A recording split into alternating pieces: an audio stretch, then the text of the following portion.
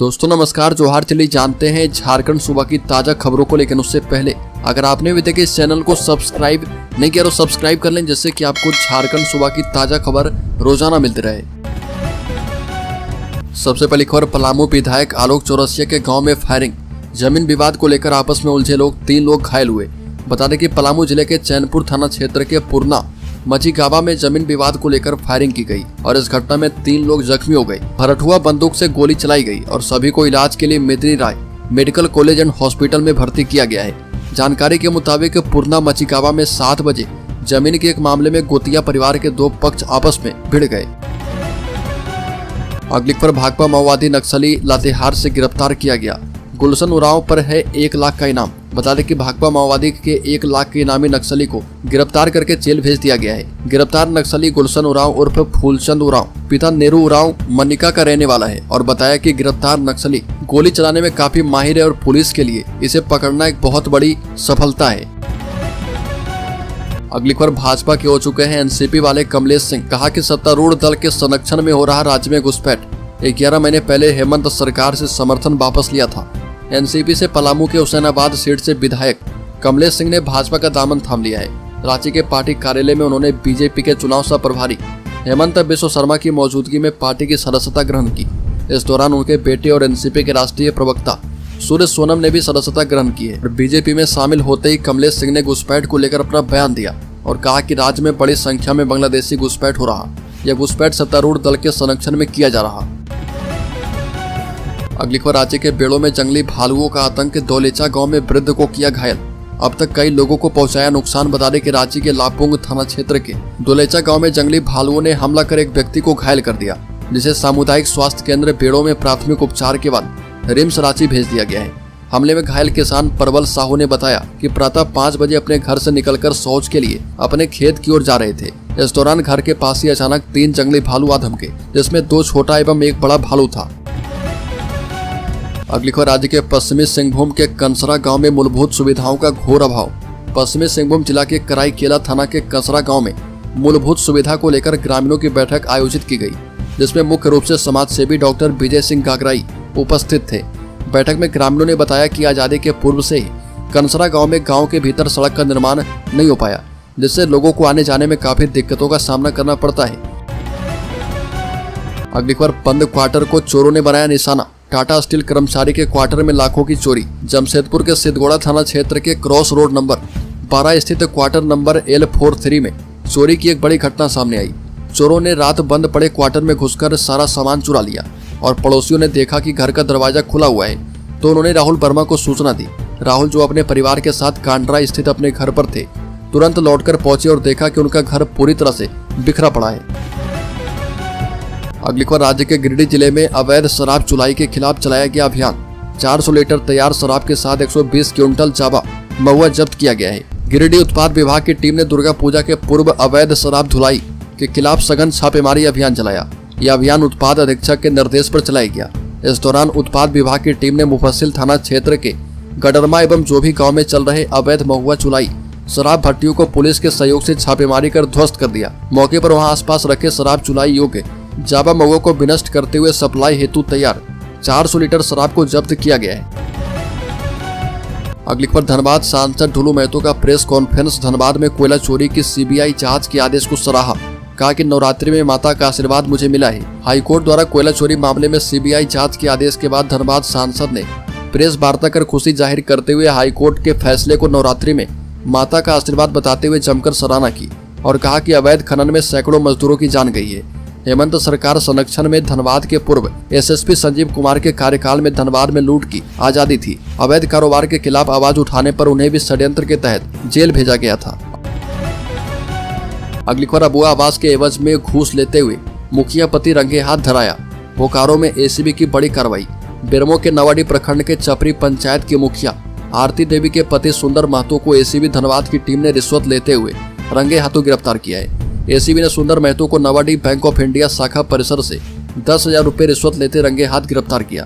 मुखिया पति सुंदर महतो पंचायत के नवा टाण के लाभुक धूजा सिंह की पत्नी से अबुआ आवास योजना के एवज में 30,000 रिश्वत की मांग की थी और जिसकी पहली किस्त की राशि 10,000 दी थी और इससे पूर्व लाभुक ने धनबाद एसीबी की टीम से लिखित शिकायत की थी। एसीबी की टीम ने जांच पड़ताल कर जाल बिछाकर गिरफ्तार कर उसे धनबाद ले गई है। मिली जानकारी के मुताबिक झारखंड सरकार राज्य में आवास विहीन लाभुक को पक्का मकान देने का वादा को पूरा करते हुए 3 कमरों वाली अबू आवास योजना चला रही है, जिसके तहत लाभुक को 2 लाख रुपए किस्तवार बैंक खाते में भेजी जाती है। अगली खबर, अपराधियों के मंसूबे पर फिरा पानी गुमला पुलिस ने हथियार का भय दिखा लूट की योजना बना रहे 7 अपराधी को दबोचा। बता दें कि बड़ी खबर गुमला से है, जहां पुलिस ने पालकोट थाना क्षेत्र के बंगरू पहाड़ के पास से हथियार के बल पर लूट की योजना बना रहे 7 अपराधी को गिरफ्तार किया है।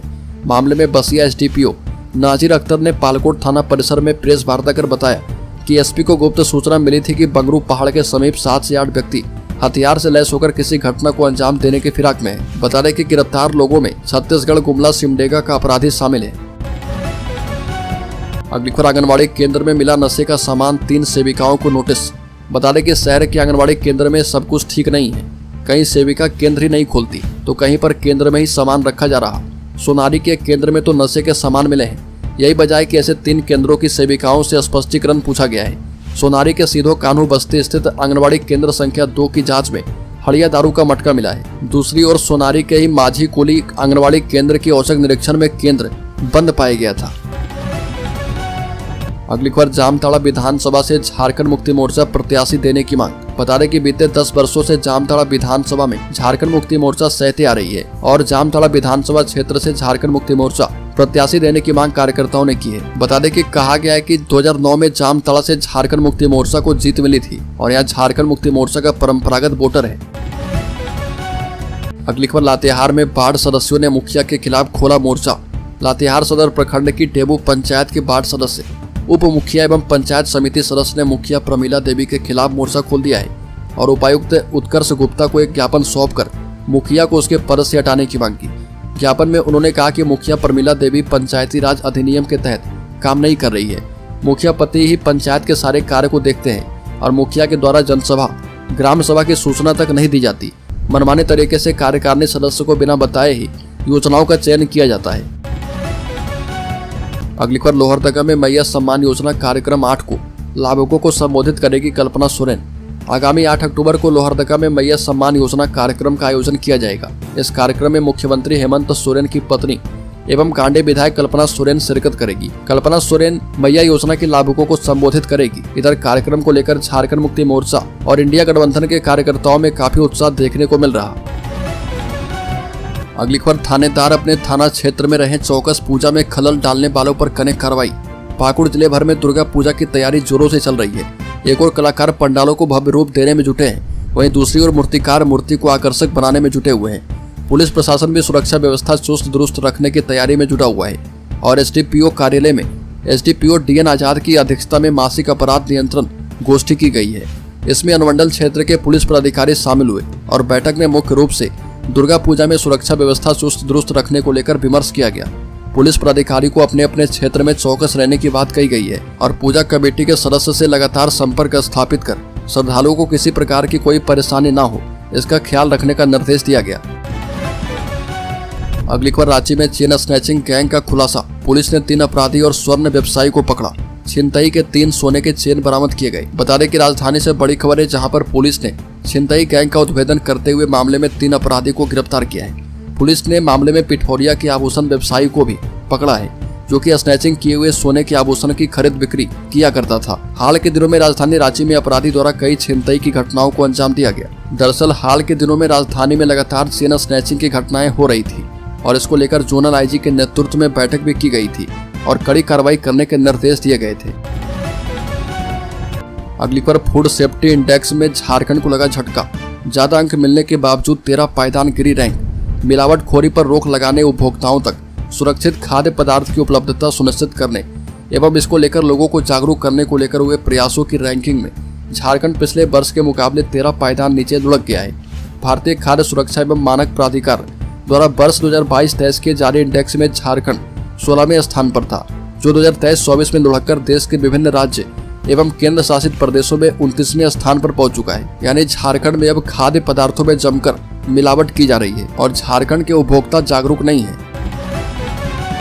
अगली खबर, झारखंड सरकार की चिट्ठी पर चुनाव आयोग ने जताई आपत्ति। बीजेपी नेताओं पर लगाए गए थे गंभीर आरोप। चुनाव आयोग ने झारखंड के कैबिनेट सचिव की चिट्ठी पर कड़ी आपत्ति जताई।